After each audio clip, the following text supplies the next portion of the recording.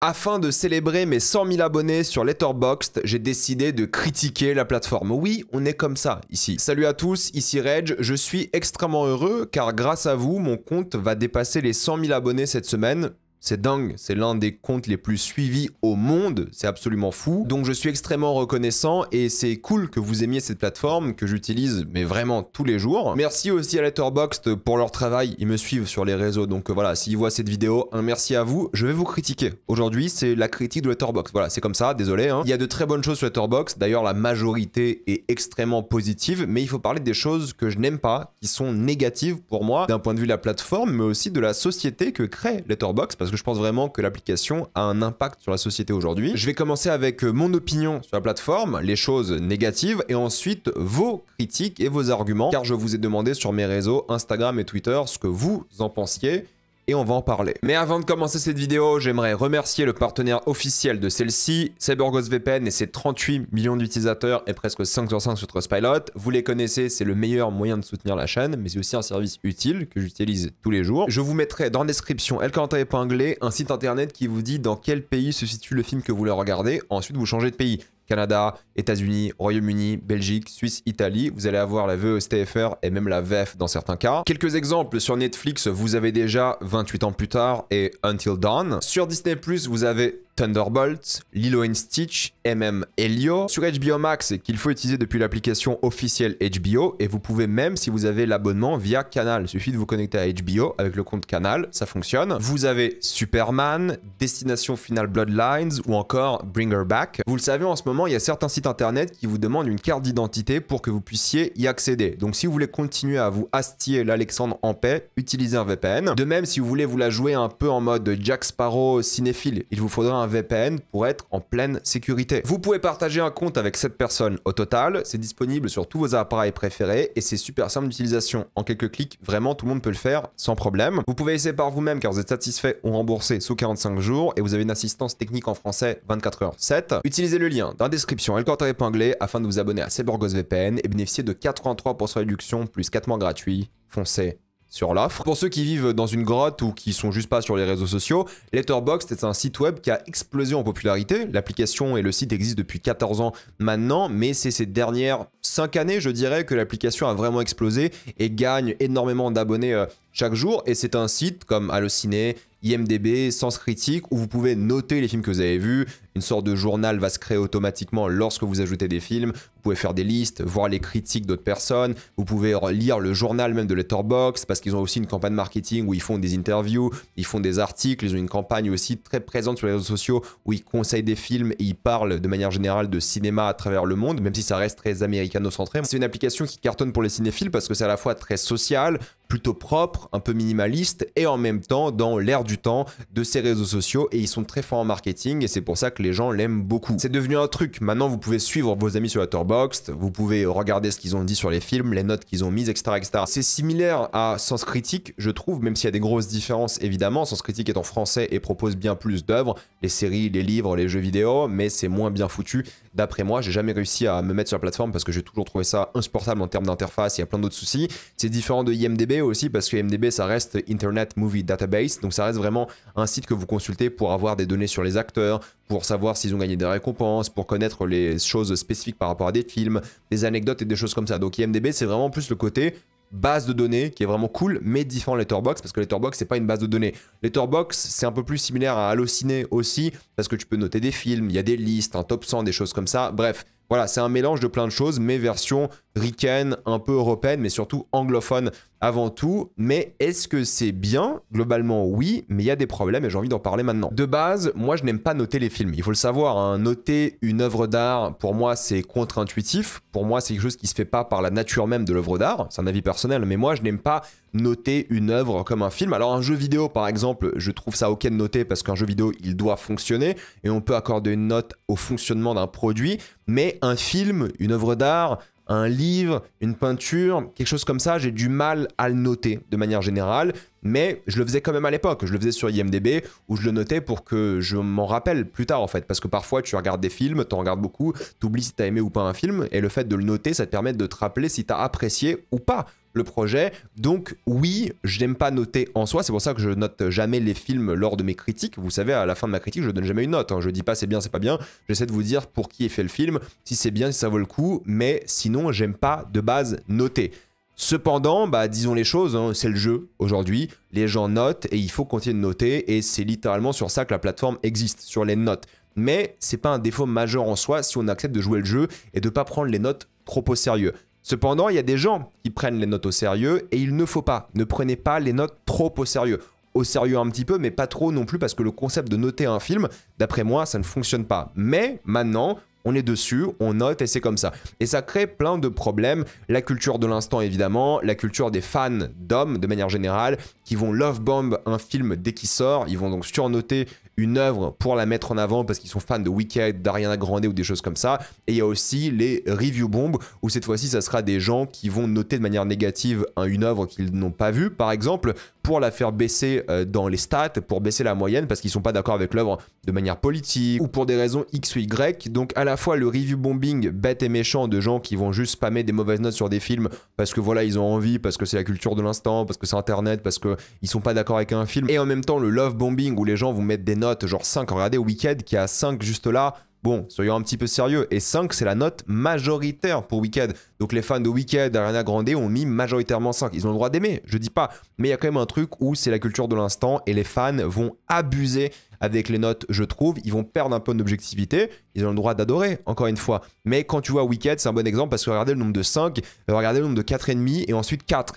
Il y a une vraie différence, mine de rien, et c'est important de le noter, je trouve. Et de manière générale, je pense que les notes sont trop faibles ou trop élevées, juste car les gens sont des fans ou des haters. C'est un problème qui existe sur toutes les plateformes, évidemment, mais Letterboxd ne déroge pas à la règle. Et autant de 5 sur Wicked, mais alors j'ai pris Wicked parce que c'est l'exemple que j'avais en tête, mais c'est un petit peu abusé. Soyez honnêtes, il faut être un peu sérieux par rapport à ça aussi, même si je ne juge pas les gens qui ont vraiment mis 5, mais on voit qu'il y a quand même une grosse différence dans la notation. Par contre, il faut le dire, hein, la pyramide des notes que propose ici Letterboxd, cette fameuse courbe, est vraiment bien pour se rendre compte si un film divise ou pas. Donc ça, j'aime beaucoup sur la plateforme.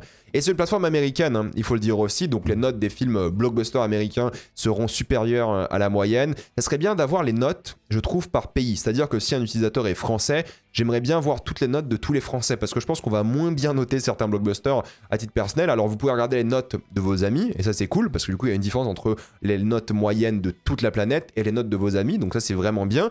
Mais ce serait bien d'avoir une note par pays. Je pense que ce serait vraiment intéressant. Ça serait culturellement, je pense, très pertinent pour plein de personnes différentes, pour des analyses, des choses comme ça. Et je pense aussi que la culture de l'instant fait que les notes sont trop élevées en sortie de salle. Là, vous regardez Spider-Man Across the Spider-Verse, que vous aimiez ou pas le film, peu importe. 5, au moins, c'est la note majoritaire. Donc le film a vraiment fait l'unanimité.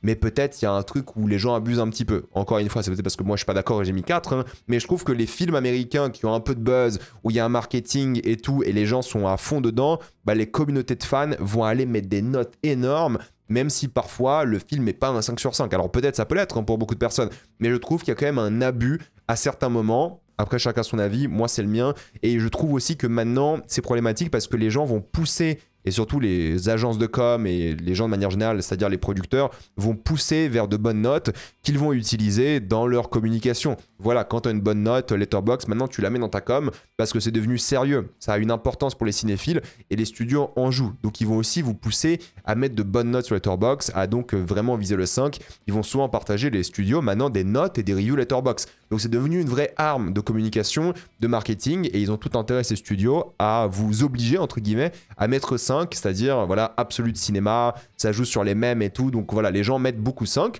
C'est pas une critique, chacun utilise la plateforme comme il veut, hein, j'en parle dans quelques secondes, mais c'est vrai que maintenant c'est devenu une arme aussi pour littéralement la communication d'une œuvre. Et le souci que j'ai avec les notes aussi, c'est que je me laisse malheureusement, sans le vouloir parfois, influencer par les notes. Parfois j'adore un film, je pense mettre 4,5, aller voir 5, et je découvre la moyenne, je vois 3,2, 3,1, 3,4, je me dis oh putain, je suis le seul mec à avoir adoré le film, et ça c'est dur en réalité, parce que c'est dur de passer outre. Alors on essaye et c'est un travail sur soi, mais ça vous arrive probablement avec mes notes à moi, parfois vous adorez un film, et je le sais parce que beaucoup me le disent, hein, vous adorez un film et vous voyez que j'ai mis 2,5 et vous êtes en mode oh putain il a mis 2,5 Reg.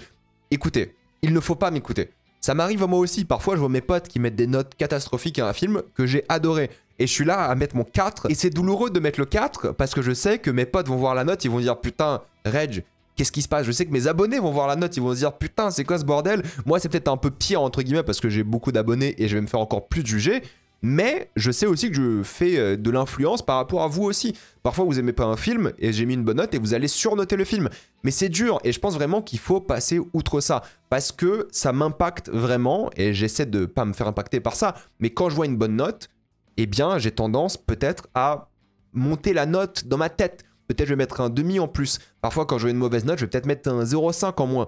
J'essaie de pas le faire, j'essaie de partir avec mon instinct principal, ou alors je laisse 1 ou 2 jours et je réfléchis. Mais quand tu essaies de réfléchir, tu réfléchis à la note, tu dis ok ça c'est 3,1, moi je voulais mettre 4, est-ce que je vais pas mettre 3,5? Ça joue, on peut le ressentir ou pas, on peut s'en rendre compte ou pas, ça peut être inconscient ou pas, mais je pense que ça joue.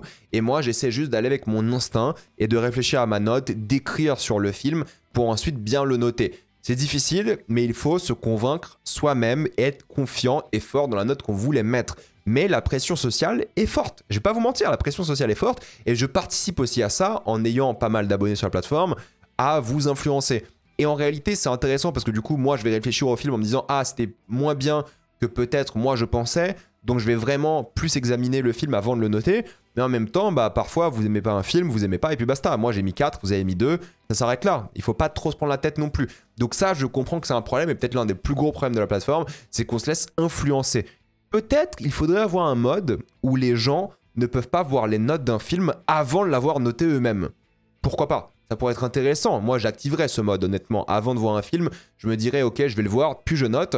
Je ne sais pas, mais moi, je pense que ça me permettrait d'être plus impartial, entre guillemets, et être plus fidèle à moi-même. Mais bon, ça, chacun son avis, mais j'aimerais bien une option comme ça. Et c'est difficile. Le jugement des notes, il est dur, parce que parfois, vos amis vont vous en parler, des abonnés vont vous en parler, des gens que vous allez voir en ligne, moi, je vais me faire juger constamment aussi. C'est difficile. Et c'est difficile parce qu'on se juge soi-même lorsqu'on met la note, et en même temps, lorsqu'on met des notes à des œuvres, on juge l'œuvre en question, et on se fait juger par tout le monde.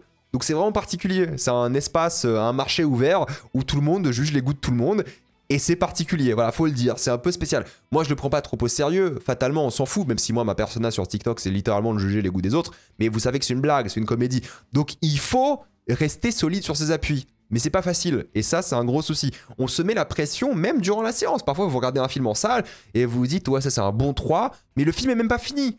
Connard, tu regardes le film avant, finis-le avant de réfléchir à ça. Mais ça nous arrive, je pense à tout le monde. Et même moi, j'essaye de même pas penser à ça. Mais parfois, je suis aux 2/3 du film et je me dis, ouais, ça c'est vraiment un 3, quoi. Même si la fin est bien, allez, peut-être 3,5, mais c'est un 3. Et ça, c'est pas normal, on devrait pas penser à ça comme ça.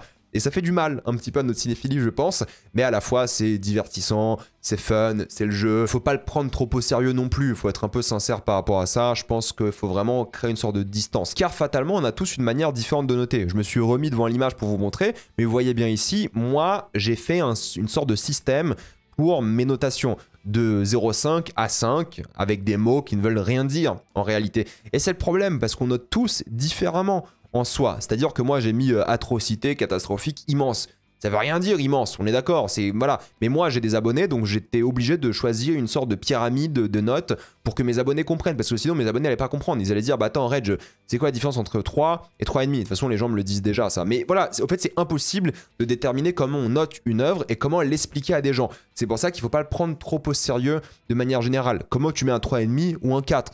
Bah c'est toi qui décides au fait. Et je suis sûr que ça vous arrive à vous aussi. Parfois des potes vont vous dire non mais Reg, t'as mis 3 à ça, puis 3,5 à ça, comment tu fais la différence? Je ne sais pas comment je fais la différence, ok? Laissez-moi tranquille. Je ne sais pas et vous devriez vous laisser tranquille vous-même et vos potes parce qu'en fait on ne sait pas. Et il faut jamais d'après moi comparer les notes de deux films. Pourquoi t'as mis 4,5 à ça et 3,5 à ça? Pourtant voilà, c'est des films que t'as bien aimés. Enfin faut arrêter de comparer. Si tu mets 4,5 à Shrek et 4,5 à Under the Silver Globe, vous comprenez qu'il y a un souci aussi. C'est-à-dire que voilà, t'as un film polonais censuré et Shrek 2. Comment tu fais? Bah faut pas comparer les notes entre eux. Je pense que c'est la meilleure chose à faire, ne jamais comparer les notes entre les films, sinon vous devenez fou. Parce que parfois vous notez en fonction du genre du film, parfois en fonction de l'âge du film, par rapport à votre affect émotionnel, par rapport à votre nostalgie. Donc il faut ignorer un peu les notes, encore une fois. Vous n'êtes pas dans la tête des gens et les gens ne sont pas dans votre tête. Et ignorez les gens qui jugent, comme moi. Mais au moins c'est rigolo, voilà, ça fait un peu des vannes, un sketch. Mais ne prenez juste pas trop les notes au sérieux. Ne prenez pas trop tout au sérieux. Ma watchlist, il y a des films que j'ai vus dans ma watchlist, mais moi je les utilise pour mon travail, je les utilise pour me donner des idées de films à revoir. Parfois j'ai noté des films qui sont dans ma watchlist et parfois j'ai juste pas noté des films de cours que j'ai vus. Il y a plein de raisons que ont les gens de mettre des films dans des listes, dans leur watchlist, de les noter d'une manière ou d'une autre. Donc vous n'êtes pas dans la tête des gens. Moi je fais un travail où j'essaie d'être le plus ouvert possible parce que voilà, je suis comme un influenceur et j'aime que vous compreniez ce que je veux dire par mes notes et autres choses que je fais sur la plateforme, mais vous ne pouvez jamais être dans la tête des gens à 100%. Et ça, c'est un autre truc, hein, c'est le nombre de films regardés. Je vais peut-être me remettre derrière, mais vous avez ici mon profil et vous avez donc mon nom et les films que j'ai vus. Alors moi, personnellement, il m'en manque, on va dire, 300, 500. Il y a des films que j'ai en Blu-ray, que j'ai vus, que j'ai pas encore mis sur Letterboxd. J'aimerais juste vous dire un truc. Ne jugez pas le nombre de films regardés. Calmez-vous, c'est pas celui qui a la plus grosse. Ça ira, ça ne veut rien dire. C'est chiant pour moi parce que j'ai des films qui me manquent et moi il y a plein de gens qui m'envoient des DM tout le temps. Hey Reg, j'ai vu sur Letterboxd que t'as pas noté ce film. Je l'ai pas noté mais je l'ai vu, ok? Et parfois il y a des films que j'ai vus il y a longtemps et je suis pas confiant de ma note. J'ai envie de la mettre différemment, j'ai envie de la changer, j'ai envie de revoir le film avant de noter. Mais c'est vrai que le nombre de films, ne jugez pas les gens par rapport à ça, ça ne sert à rien. Surtout que vous n'avez sûrement pas tout mis et moi non plus. C'est pas un facteur de qualité. Ok, c'est pas parce que quelqu'un a vu 10 000 films qu'il va avoir un bon avis. C'est simple, et je l'ai toujours dit, que vous ayez vu 50, 500 ou 5000 films, ce sont les arguments qui comptent. C'est tout. Juste les arguments. Peu importe votre dick size de film. Voilà, vous comprenez? Ça n'a aucune importance et ne jouez pas à ça, ça ne sert à rien. Je ne crois pas non plus à la boulimie cinématographique. Du moment que vous ingérez bien le film et que vous le regardez et vous réfléchissez au film, regardez 2, 3, 4 films par jour. Ok, il n'y a pas de souci. Et c'est là qu'on arrive au rythme de visionnage. Il y a des gens, comme moi, j'ai de la chance que ce soit mon travail. C'est-à-dire que je regarde des films pour mon travail. Malheureusement, j'ai pas le temps de regarder assez de films. Là, je tourne cette vidéo à 1h du matin et j'ai pas eu le temps de voir beaucoup de films aujourd'hui. J'en ai vu un seul et c'était en salle. J'ai eu de la chance. Mais il y a des gens qui ont un travail. La majorité d'entre vous. Ou des études ou n'importe quoi. Donc, cette boulimie, entre guillemets, ou le fait de regarder un film par jour, c'est même pas accessible à moi. Moi, c'est mon travail de regarder des films et je peux même pas regarder un film par jour parce que j'ai pas le temps. Rendez-vous compte, c'est vraiment important de garder ça en tête et je pense vraiment que rusher par rapport au film et juste essayer de regarder des films juste pour en regarder, ça ne sert à rien. Regardez des films car vous avez envie. Si vous faites 5 jours sans mater ce film, il n'y a pas de souci, parfois vous n'avez juste pas envie, c'est ok. Donc ne vous forcez pas, moi je me force parce que c'est mon travail, mais je me force à regarder des films ou pour mon travail ou pour mon intérêt personnel. Moi j'ai ma règle depuis juin que j'essaie d'appliquer un jour un film, mais évidemment je n'y arrive pas. Et c'est ça qui est compliqué aussi. Donc ne vous prenez pas la tête. Prenez votre temps évidemment, regardez des œuvres autant que vous pouvez, mais no stress. Dans tous les cas, vous allez mourir avec une watchlist. Donc mollo, ok? C'est juste pas la course encore une fois à celui qui regarde le plus de films. Doucement, il n'y a aucun stress et ne vous mettez pas la pression par rapport à ça. Je juge pas non plus les gens qui regardent 2 films par jour. Hein. Si vous arrivez à regarder 2 films par jour, c'est exceptionnel. C'est génial, c'est trop bien. Mais calme sur le jugement, surtout des gens qui n'arrivent pas à regarder. Et l'inverse, parce qu'il y a des gens qui regardent 600 films. Là, pour l'instant, on est en septembre, ils ont vu 600 films. Bah, c'est cool aussi en réalité. Donc, juste tranquille avec ça aussi. Maintenant, pour parler des choses un peu différentes, les versions des films. Il faut que ça change, Letterboxd. Il me faut Napoléon Director's Cut. Il me faut les Zack Snyder Cut. Il me faut Kingdom of Heaven Director's Cut. Pourquoi? Parce que Kingdom of Heaven version normale, c'est nul. Director's Cut, c'est exceptionnel. Donc il faut faire une différence par rapport au film. Parce que des gens vont voir la version normale, ils vont mal la noter. Et des gens vont voir la Director's Cut et bien la noter. Et donc il faut vraiment faire une distinction entre les deux projets. C'est essentiel pour moi, que ce soit Apocalypse Now, Blade Runner, il faut faire la différence entre les versions d'un film. Sinon c'est juste pas possible, ça va juste gâcher l'application et ça n'a aucun sens d'après moi. Alors, regardez, Napoléon, je l'ai mis dans ma watchlist par exemple. Parce que j'ai pas vu la Director's Cut, il faut que je la voie un jour. Les courts-métrages, c'est pareil. Je veux dire, ok, un court-métrage, c'est un film. Je suis bien d'accord. Mais je pense vraiment qu'il faut noter et catégoriser les courts-métrages d'une manière complètement différente. Parce que c'est pas un long-métrage, même si ça reste un film, hein, soyons d'accord sur ça. Et il faut pas le compter de la même manière. Si vous avez maté 100 courts-métrages dans l'année, vous n'avez pas vu 100 longs-métrages. Donc je pense que Letterboxd doit changer ça et le noter différemment dans les statistiques. Alors c'est du chipotage, hein, c'est pour border de stats, hein, mais il faut quand même faire la différence d'après moi. Pour les documentaires, je suis pas d'accord. Si c'est un documentaire, c'est un genre de cinéma, ça reste un long métrage, ça reste un film. Pour les documentaires court-métrage, oui, bah, il faut le mettre en catégorie court-métrage. Mais pour moi, il faut différencier court-métrage, long-métrage. Mais maintenant, on fait comment? Pour les moyens-métrages. Les moyens-métrages, bah oui, c'est pas un court-métrage, c'est pas un long-métrage. On le compte comment? Je ne sais pas. Voilà, c'est peut-être pour ça qu'ils n'ont jamais fait la différence entre court-métrage et long-métrage. Mais comment on fait? J'en ai aucune idée, mais je pense qu'il faut au moins différencier ça dans les statistiques de fin d'année ou sur la page des films, parce que moi, je peux facilement regarder 100 courts-métrages et on aura l'impression que j'ai vu 100 films de plus cette année, alors que c'est pas vraiment le cas. Même si ça reste un film, je garde beaucoup de respect pour les courts-métrages, hein, en termes de durée, c'est pas la même chose. Maintenant, il faut parler des séries. Il faut toutes les rajouter ou aucune. C'est-à-dire que dans une section à part, je pense que ce serait intéressant d'avoir Letterboxd séries. Quand tu vas sur la page d'ouverture, tu cliques sur un bouton, en fait, tu as une page Letterboxd uniquement pour les séries. Il ne faut pas mélanger séries et films. Pour moi, c'est essentiel de garder une différence entre les deux. Séries, films séparés. Mais il y a déjà des séries sur Letterboxd. C'est ça le souci, parce qu'en fait, ils ont mis littéralement les mini-séries. Alors pas toutes, mais ils ont mis beaucoup de mini-séries. Et c'est chiant pour plusieurs raisons. C'est-à-dire que parfois, tu vas regarder la page d'un réal ou d'un acteur et tu vas dire, ok, bon, en fait, le mec a pas fait beaucoup de films. Mais il a fait plein de séries. Et ça, sur Letterboxd, tu l'as pas. Tu n'auras que les films. Et il faut aller sur IMDb pour avoir les séries. Sauf qu'IMDb, c'est nul. Soyons d'accord sur ça. Donc, j'aimerais bien que Letterboxd propose toute l'œuvre d'un acteur, d'un réalisateur, même s'ils n'ont pas mis les séries. Tu as donc un espace incomplet à cause de ça. Et ça, c'est problématique. Et il faut se débarrasser des mini-séries ou alors toutes les ajouter. Parce que celles qui sont dispo, moi, je les boycotte. Je suis désolé, moi, je boycotte les séries. Je refuse de noter les séries. Ça n'a aucun sens, même si c'est une mini-série. Ça n'a pas de logique par rapport à la plateforme. Donc, si vous mettez les séries, mettez-les toutes. Sinon, n'en mettez pas du tout. Pour moi, ça n'a pas de sens. Mais encore une fois, si vous mettez Twin Peaks, bah vous mettez toutes les séries, au fait, tout simplement parce qu'il y a plein de réals qui ont bossé sur plein de séries différentes. Pourquoi est-ce qu'il y a des séries qui ont plusieurs saisons? Je crois que Big Little Lies a plusieurs saisons sur Letterboxd. Il y a un moment, comment on fait? Donc je pense qu'il faut vraiment ou faire un choix de tout mettre ou ne rien mettre. Mais je pense que c'est mieux de tout mettre. Ou alors tu mets juste les séries et les œuvres dans lesquelles des acteurs ont joué. C'est-à-dire que si un acteur comme Colin Farrell a joué dans plein de séries différentes, eh bien bah, tu mets ces séries-là. Tu regroupes tout ton catalogue et tu ajoutes tout en fonction des artistes qui ont bossé dessus. Mais du coup, ça va faire littéralement ou quasiment toutes les œuvres. Mais il faut faire un choix. Et peut-être, à terme, qui sait, les jeux vidéo, les livres, un peu comme Sens Critique. Je pense que c'est le endgame, fatalement, de remplacer toutes les autres applications. Parce qu'il y a Serialized pour les séries.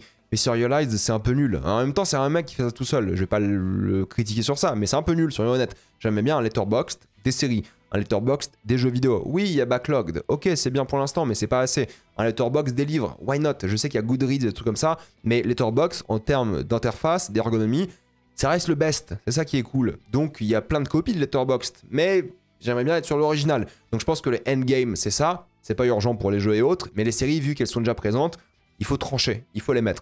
Concernant l'outil de recherche, alors il est perfectible, hein, il a été amélioré récemment, ils ont mis les fautes de frappe, tu as le droit de faire une faute de frappe et Letterboxd va quand même reconnaître. Tu peux mettre le titre d'une autre langue d'un film et ça fonctionne. Par contre, quand tu cherches un film et tu n'as pas envie de taper tout le nom, c'est-à-dire tu veux taper, je sais pas, Once Upon a Time in Hollywood et tu tapes juste Once Upon a Time, il te met tous les films qui s'appellent Once Upon a Time. Et en vrai, c'est logique, mais je pense qu'il faudrait un classement par préférence de l'utilisateur ou juste de popularité. Si je tape Once Upon a Time, bah donne-moi Once Upon a Time in the West, in America, in Hollywood, etc., etc. Ce serait intéressant. Là, tu tapes Once Upon a Time, il faut taper le nom en entier, in Hollywood, pour l'avoir. Parfois, il y a des titres qui sont longs, t'as pas envie de tout taper. C'est ça aussi. Hein. Donc, j'aimerais bien juste qu'ils fixent ça, qu'ils le corrigent d'une manière qui pourrait être intéressante, parce que sinon, ils ont au moins amélioré l'outil de recherche. Concernant les films, encore une fois, il n'y a pas la bonne date. Et ça, c'est insupportable. Ce que Letterboxd a fait, c'est qu'ils ont mis la date de sortie du film à un festival. Hitman, il est sorti en 2025 dans quasiment tous les pays, mais vu qu'il a été présenté en festival en 2023 et que le temps qu'il soit présenté, puis distribué, qu'il y ait des deals et tout, il y a eu 2 ans, eh bien ils mettent Hitman comme 2023. Sauf que Hitman, c'est 2024, pardon, c'était l'année dernière Hitman. Mais vous avez compris, il y a 1 an de décalage. Il y a un moment, mettez la bonne date, mettez la date de sortie au moins américaine. Et on parle de sortie globale, enfin globale, vous avez compris, au moins américaine quoi, et non pas la sortie américaine de festival. Parce que ça n'a pas de sens. Il y a des films qui sont juste décalés d'1 ou 2 ans par rapport à leur sortie internationale ou de festival américain. Donc ça, s'il vous plaît, décalez-le. Et parfois, bah, les films similaires sont nuls. Alors là, c'est One Battle After Another, et ils l'ont changé, hein, parce qu'avant, c'était genre des Marvel. Oui, Fight Club, Civil War, c'est un peu similaire, mais les autres, oui, il y a le truc un peu perfide et tout de Terminator 2, pourquoi pas. Mais je pense que c'est pas très bien fait. Et je pense qu'il y a des vrais soucis par rapport aux films similaires, et c'est pas en lien direct. Je pense que c'est lié par rapport aux utilisateurs et tout, mais parfois les catégories sont nulles. Maintenant, concernant les critiques, moi je pense que c'est nul. Pas les critiques en soi, même si elles ont des problèmes, c'est le système de commentaires, il est nul et pas du tout interactif. Je veux dire, c'est un réseau social, mais en termes d'interaction, c'est nul. Il faut un système à la Twitter. Moi je poste une review, quelqu'un répond, et quelqu'un répond parfois, non pas à la review, mais à quelqu'un d'autre dans les commentaires. Il n'y a pas de notif, peut-être il faudrait une notif aussi d'ailleurs. Enfin, moi j'ai pas les notifs sur mon téléphone, peut-être il faudrait un onglet notification comme sur Twitter, j'en sais rien. Mais c'est vrai qu'en termes d'interaction dans les commentaires, c'est trop nul. Il faut un système complètement différent parce que là ça ne va pas. Et du coup, moi je vais jamais dans les commentaires de mes reviews parce que de toute façon je peux pas répondre. Pourquoi est-ce que j'irais pour lire si je peux pas répondre, je peux pas like, je peux rien faire. Donc ça, je pense qu'ils vont le changer, mais il faut que ça change. Vos critiques à vous, maintenant, qu'est-ce que vous pensez de Letterboxd? En plus des choses que moi j'ai dit qui étaient personnelles, là c'est ce que vous avez dit. Il n'y a pas de version française. Et en vrai, ça je peux comprendre. Aujourd'hui, Letterboxd n'existe qu'en anglais et c'est chiant pour plusieurs raisons. Il y a des gens qui parlent pas anglais, tout simplement. C'est vrai, moi j'ai pas fait attention parce que je parle anglais et j'ai jamais fait gaffe à ça. Mais c'est vrai que tout est en anglais. C'est-à-dire que si tu as le synopsis, bah il est en anglais. Et ça c'est un peu chiant pour les gens qui comprennent pas. Les titres de films sont en anglais. Alors oui, si tu tapes le titre français, ça fonctionne, mais les affiches et les titres de films sont à la base en anglais. Et ça, c'est un peu bizarre. Je pense que le titre de film devrait être ou le titre international, comme c'est le cas ici, Dog 51 c'est le titre international, faut être honnête, ou le titre local. Mais dans des langues où il n'y a pas le bon alphabet latin, comme chez nous, entre guillemets bon alphabet, on s'est compris, bah ça marche pas, le titre local, parce que ça n'a aucun sens pour nous, on va jamais capter. Donc il faut le titre international. Donc on fait comment? Est-ce qu'on met tous les titres internationaux, ce qui est en général le titre anglophone, ou on fait comment? Je ne sais pas, mais il faut au moins une version française. Moi, je suis prêt à accepter aussi les Dog 51, si de toute façon, quand tu tapes Chien 51, tu trouves, mais au moins l'interface en français, que les gens puissent comprendre. En français, toutes les langues, évidemment, hein, que ce soit dans un autre pays, Allemagne, Italie, peu importe. Il faut plus de langues, et je pense qu'ils vont bosser sur ça, parce que ça va permettre de vraiment internationaliser la plateforme. Après, si tu veux garder Dog 51, à la limite. Mais au moins, pour les gens qui comprennent pas forcément l'anglais, ça serait bien d'avoir une plateforme adaptée. Parce que oui, c'est, je trouve, assez ergonomique de manière générale, mais il y a des gens qui sont insatisfaits par rapport à ça. Les gens se plaignent des reviews. Premièrement, c'est impossible de dislike une review. Je pense que c'est une bonne chose. C'est chiant de dislike une review parce que si c'est quelqu'un d'un peu connu, comme moi par exemple, et j'ai des haters, ils vont me disliker. C'est comme eux qui dislikent mon Spotify, juste parce qu'ils m'aiment pas. En fait, pas par rapport au contenu, juste parce qu'ils m'aiment pas. Donc je pense que c'est bien de pas pouvoir disliker des reviews. Je suis ok avec les reviews qui sont longues et aussi les reviews qui sont trolls. Le problème, c'est que beaucoup des reviews trolls sont souvent en top commentaire, en top review sur la page. Là, c'est les reviews de Chien 51. Donc vous avez une review troll. Bon, ça ne dit rien sur film, mais c'est la top review. Peut-être les reviews troll, blagues, devraient avoir une sorte de tic, vous savez, que vous cochez, et vous dites, ok, ça c'est une review blague, et que tu as deux catégories sur Letterboxd, les reviews sérieuses et les reviews blagues, en plus des reviews des amis et des reviews récentes. Je pense que ça serait bien, et au moins, toi, en tant qu'utilisateur, tu pourrais, je sais pas, signaler la review et te dire, ok, ça c'est une review blague, la personne n'a pas coché la case. Je pense que ce serait une bonne idée. Et moi, je m'en fous en réalité, mais ce serait bien d'être séparé pour les gens qui sont intéressés par des vraies reviews. Parce que sinon, il faut fouiller, et sinon, c'est chiant parce que tu tombes sur des reviews de pointeurs. Je dis ça, je dis rien.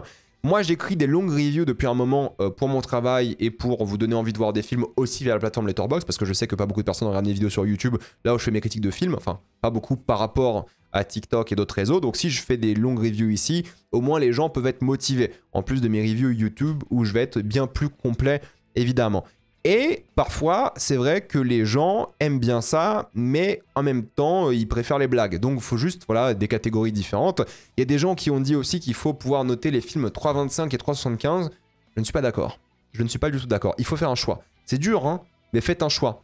Faut trancher. Voilà, faites le classique 3 étoiles avec un cœur, comme ici. Donc ça, je comprends, mais en même temps, je pense qu'il faut trancher, et 3,25 c'est trop bizarre, ça a fait des notes sur 10 ou voire plus, c'est insupportable. Gardons littéralement le 3,5 et 4, moi ça me convient, je trouve que c'est bien. Après il y a les abonnements qui sont trop chers d'après certaines personnes, moi j'avoue que j'ai payé direct, hein. Je me suis pas posé de questions, j'ai payé direct le patron, je sais que pour beaucoup de personnes c'est cher, moi c'est mon travail, donc je suis complètement déconnecté par rapport à ça, je l'admets, mais moi j'ai payé, mais j'avoue que ceux qui n'ont pas la version pro qui est à 20 balles par an, bah c'est bourré de pubs. Et moi je sais qu'à la base j'ai payé parce que je faisais des listes et il y avait des pubs à chaque, enfin pas à chaque, mais tous les 4 films il y avait une pub. Et c'est insupportable. Donc moi j'ai payé parce que c'est mon travail de une, mais aussi parce que bah en fait t'enlèves les pubs. Et c'est vrai qu'il y a beaucoup de pubs si t'as pas l'abonnement payant. Mais j'avoue que sur ça, moi j'ai pas d'avis parce que bah je paye. Voilà, c'est comme ça. Je sais que je suis déconnecté par rapport à ça, mais moi je paye. Il n'y a pas de liste en commun, c'est ce que beaucoup de personnes ont dit. J'ai jamais fait gaffe à ça, mais oui, c'est une bonne idée d'avoir une liste en commun, ça serait vraiment intéressant pour tout le monde. Il n'y a pas de côté social, c'est-à-dire qu'il n'y a pas de DM. Je sais pas si les DM sont nécessaires sur Letterboxd. Après, ça peut être sympa pour les gens qui veulent faire des rencontres et tout, ou parler de films en commun, faire des Discord, why not? Peut-être des DM pourraient être intéressants. Moi, je sais que je les fermerai parce que c'est pas possible. Mais au moins un truc de notif. Voilà, que tu aies des notifs, que tu les comprennes, que tu les vois. ce serait sympa d'avoir une sorte de barre de notif, une sorte d'onglet notif, ça pourquoi pas. Un compte privé, ça serait sympa aussi. Il y a des gens qui veulent avoir Letterboxd sans se faire juger, être en privé, être inconnu. Je pense qu'un compte privé serait essentiel et intéressant. Et il y a des gens qui disent que ça serait bien d'avoir plus de 4 films préférés max. Ça ne va jamais bouger. C'est tellement leur truc à Letterboxd, les 4 favorites, que ça ne va jamais bouger. Et je comprends, c'est ok, c'est normal. Et il y a des gens évidemment qui n'aiment pas l'interface Letterboxd. À ce stade, je sais pas trop quoi en penser, j'ai pas vraiment d'avis là-dessus, moi je la trouve ok en ce moment, mais je peux comprendre les gens qui ne l'aiment pas du tout. Même si j'ai beaucoup critiqué Letterboxd, parce que c'est le but de la vidéo, vous me direz si vous êtes d'accord avec moi, je maintiens plusieurs choses. Il faut ignorer la pression sociale de tous les points de vue. Mettez les notes que vous voulez, ne vous laissez pas influencer, regardez des films à votre rythme, ça c'est super important. Essayez de vraiment rester sur vos appuis, solide et de parler des films comme vous le souhaitez avec les notes que vous voulez sans jugement, même si c'est impossible et difficile, il faut essayer. Soyez curieux, affinez vos goûts, évidemment, mais soyez digne, voilà, soyez vous-même aussi, c'est ça que je veux dire par là. Il y a plein de gens qui ont dit que c'était dommage que les non-cinéphiles soient sur Letterboxd aujourd'hui. Non, il faut s'ouvrir à la cinéphilie et il faut l'ouvrir à tout le monde aussi. Qu'il y ait des gens non-cinéphiles qui s'intéressent à Letterboxd et qui découvrent des œuvres grâce à l'application, c'est très bien. Il faut pas gatekeep la cinéphilie. Oui, les notes vont peut-être augmenter, et la moyenne aussi, surtout par rapport aux projets récents, d'accord. Mais je m'en fous parce que les notes ne veulent rien dire, et fatalement, ce qui compte, c'est que les gens regardent des films. Donc s'ils regardent des films, le combat est déjà gagné, et c'est ça qui est important. Et j'aime beaucoup Letterboxd pour ça, parce que ça a vraiment démocratisé la cinéphilie, ça a mis plein de choses en avant par rapport à leur marketing, leur accessibilité, et plein de choses que j'ai citées, que ce soit négatif ou positif. Donc j'adore l'application, vraiment je suis un fan. Pour le coup j'attends le partenariat Letterboxd, hein, j'attends, dites-moi. J'adore vraiment ce qu'ils font, j'adore depuis des années maintenant, je suis hyper content, mais il y a des soucis de société, des soucis d'application de manière générale, donc je voulais en parler aussi, mais globalement c'est positif et je conseille tout le monde, mais vraiment tout le monde, de se mettre sur Letterboxd, parce que c'est vraiment bien. Et suivez-moi pour que je dépasse les 100 000, évidemment. Donc voilà, dites-moi ce que vous en pensez. Êtes-vous d'accord, pas d'accord? J'ai envie d'avoir votre avis. Avant de quitter cette vidéo, pensez à utiliser le lien dans la description, le épinglé, afin de débloquer toutes les formes de streaming en toute accessibilité, sécurité et avec beaucoup plus d'œuvres. Tout ça pour 2,03€ par mois, plus 4 mois gratuits.